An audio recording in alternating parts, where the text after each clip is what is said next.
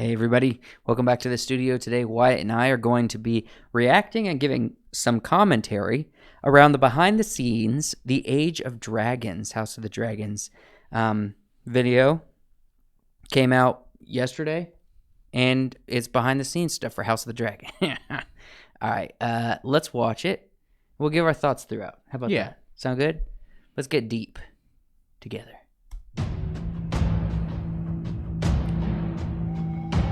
Everyone says Targaryens are closer to gods than to men. But they say that because of our dragons. Without them, we're just like everyone else. What we really tried to do was create a world where dragons existed. At this point in the history, there have never been as many dragons in the world since the time of Old Valyria, when there were 1,000 dragons alive. That's quite a lot of dragons, but... Do you notice his opening line? Not Martin's, the director. He's like, Ryan we Condal. really tried to create a world where dragons exist. No duh. Look, this guy was Trying. I mean,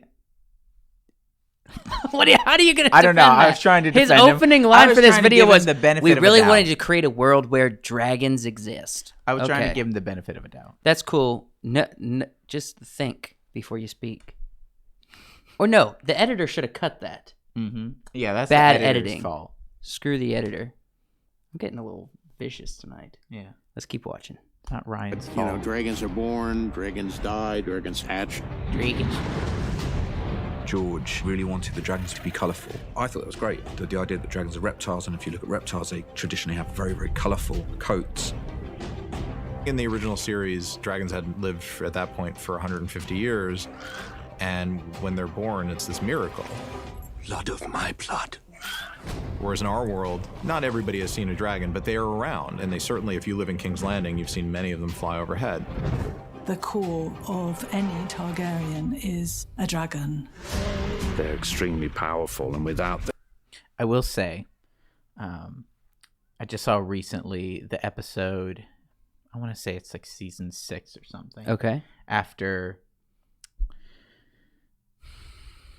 Who we just saw? Jorah Mormont captures Tyrion, Mm-hmm. and they're sailing through Old Valyria. Yes. That moment where Tyrion sees the dragon fly overhead is like such a magical moment. Yeah. You know, in the show. In this, you know, they make it a point. It's like there's dragons everywhere. Yeah, And so yeah. when they show the people just walking down on the streets, they're not even looking up. Yeah. They're They've just seen like, it so many times. Here he comes. It's such a weird departure of what we know of Yeah. Yeah. previously. Yeah. And yet they're still awe-inspiring. Definitely. we would not be the house that we are. Patty comes. They're treated with fear and reverence and awe, but they're also used as threats. There's a kind of détente that exists when a force has such an overwhelmingly dominating power like dragons. They're weapons of mass destruction. The reason that the Targaryens are considered as being closer to gods is because of their dragons. You got the dragons. Are you going to use the dragons? Are you going to burn entire cities and armies, or try to? Dragon! That's a big step for any king or lord or claimant to try to take. We also want to have the dragons be their own characters. The first dragon you meet is Syrax, which is Rhaenyra's dragon, who at this point is a young adult. Syrax was hatched to Rhaenyra when she was a child. I think the dragons that are born to their riders share a deeper bond than any of the other dragons.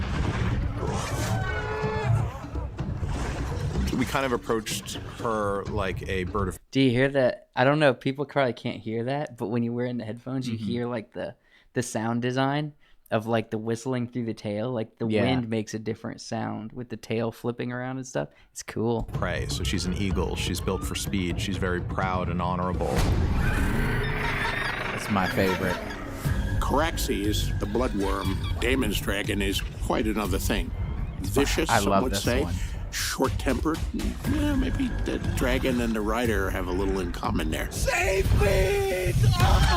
Caraxes has burned a lot of people and seen a lot of battles, and has earned that name of the bloodworm. Heck yeah. You just want to hear a whole doc on that character. I love the dragon, but also as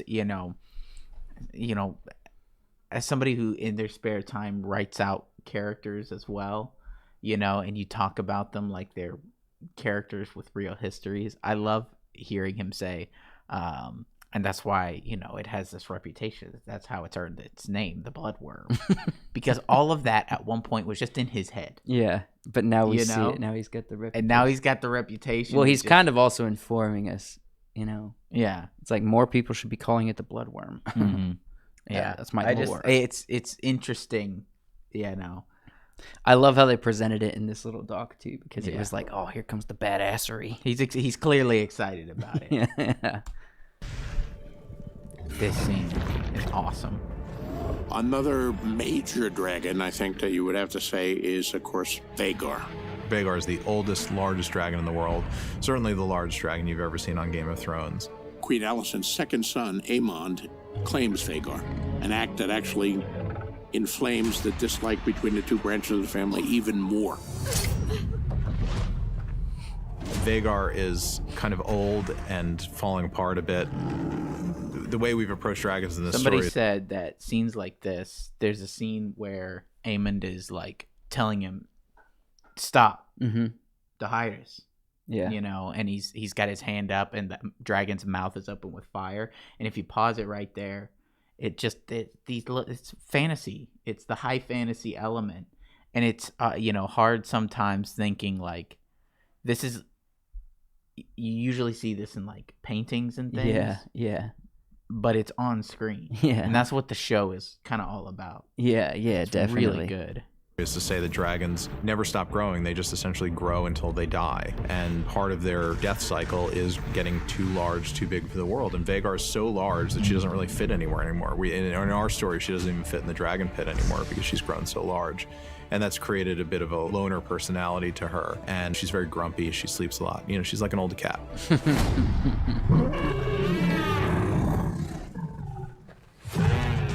Doharas, Cyrax. What we did a lot of work on was creating dragon infrastructure. The dragon pit was meant to be basically a stable for dragons, but dragons being big, it's an enormous structure. There are dragon keepers to look after and tend to the dragons. They have their whole own culture and mythos to them. There's dragon saddlery, so saddles are built to hold the dragons. Sick. Dragon eggs are the gateway to power. New offspring in the Targaryen line receive a dragon egg in the court. Hopefully that hatches and then they will be sort of joined for the rest of their life. Cool. I think it's quite interesting the way that the dragon eggs are described as only being partially successful in hatching. There's half of them don't ever actually hatch. You've come for the egg. Here it is. The story of House of the Dragon is a character-driven story with a lot of dragons. Everybody knew that if you messed with the Targaryens, you would get the dragon. So nobody dared to overthrow them. And at this time, the only thing that could tear down the House of the Dragon was itself. Fire is such strange power. Everything that House Targaryen possesses is owed to it. Yet it has cost us both what we love. Dracarys!